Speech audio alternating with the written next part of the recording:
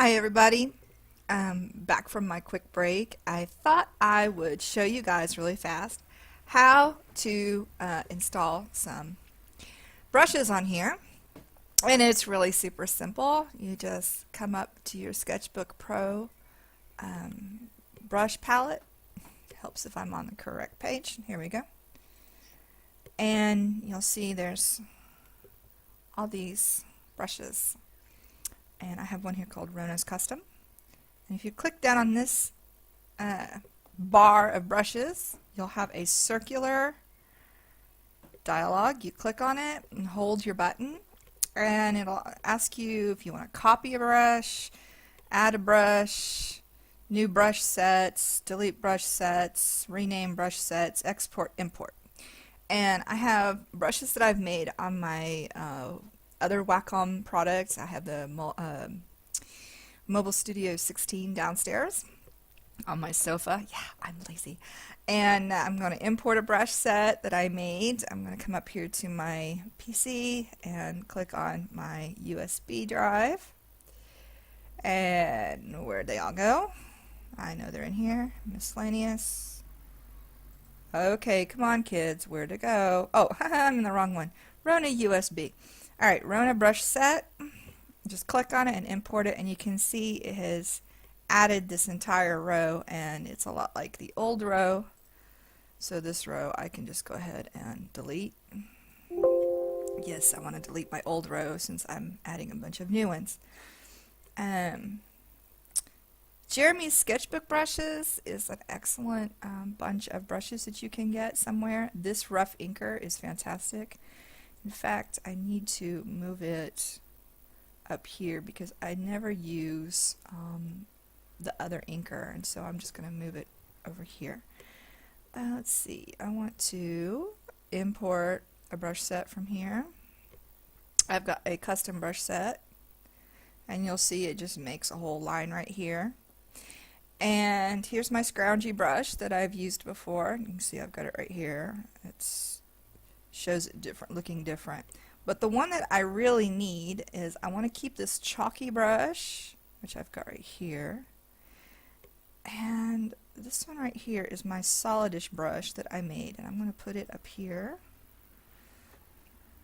And I think I have the rest of these already. Yep, I do. You can see because they're right here, set number 2.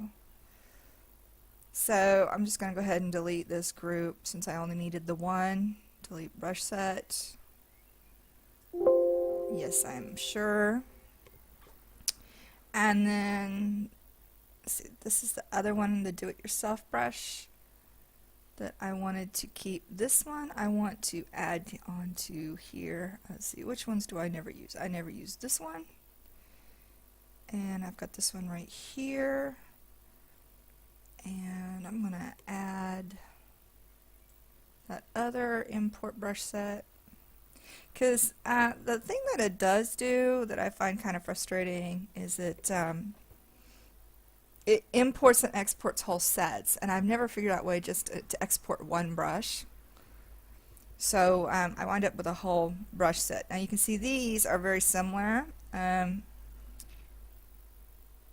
have changed these a little bit, and this one I'm going to move right next to this other one, because even though they look like the same brush, you can see they're totally not. One does that and the other one does that. Let's see what else. This is a Brian Prince Tricky Brushes set. Did I still have this one here? No. Awesome. So I grabbed a whole set. Brian Prince made all of these, and then I just added some. These are fantastic, really great brushes.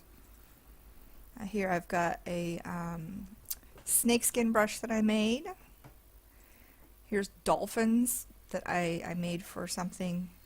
This I've been using on a lot of armor lately because it looks like studs. And this is one of my favorite new brushes I've made that looks like watercolors. And I want to add it somewhere. one of the ones I don't use a lot. I almost never use that chisel brush. And this other one that I use a lot that looks like watercolors, I'm going to add it also. I'll add it right here. Alright, so just to give you an idea of what these look like, File, New. Yes, I want to save the changes to that document before I close it. Alright, I'm going to shrink this down.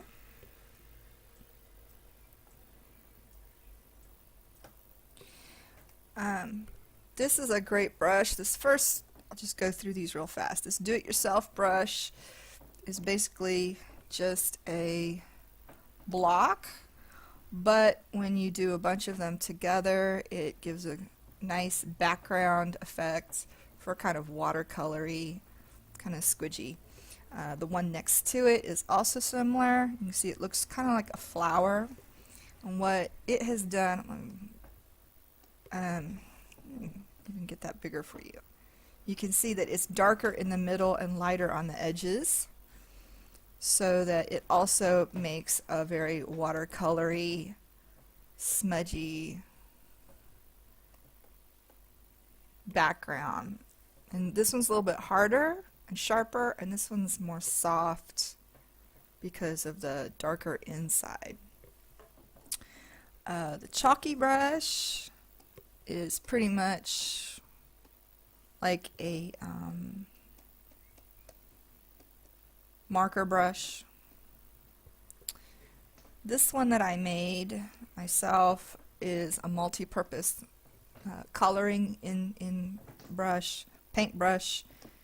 When you press it down, it's very hairy. You can see that it's got very nice brush characteristics, very big, but I can also color in small areas with very light pressure. So a lot like a, was it Kumi ink brush? Just makes it nice to color in areas. Things go pretty solid pretty quickly.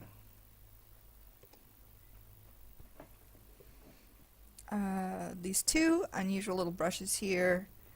This one has a nice regular paintbrush effect with a nice smear, so it'll pick up whatever paint is underneath it.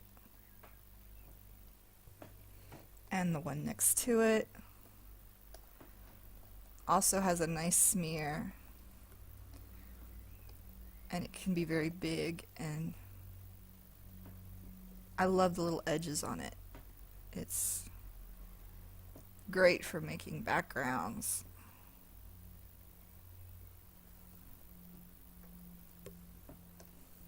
You can see it's got like little paw prints almost.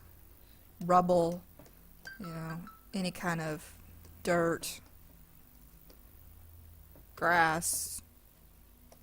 You can make trees with it. Whole lines and trees and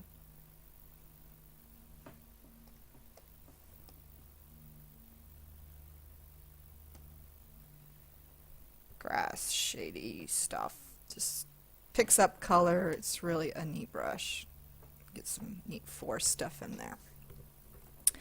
I think what other custom brushes I have. Not a whole lot that I use constantly. Like I said, I do have a really nice little snakeskin. Great for making dragons and stuff. Jeremy's Sketchbook brushes have some lovely dots. Those are fantastic, especially if you're making dogs and cats and things with cool spots. So I hope that this really quick little breeze through my favorite brushes is helpful to you. I will try to upload these to DeviantArt so that if you'd like to download them, you can. Look for the address in the information below.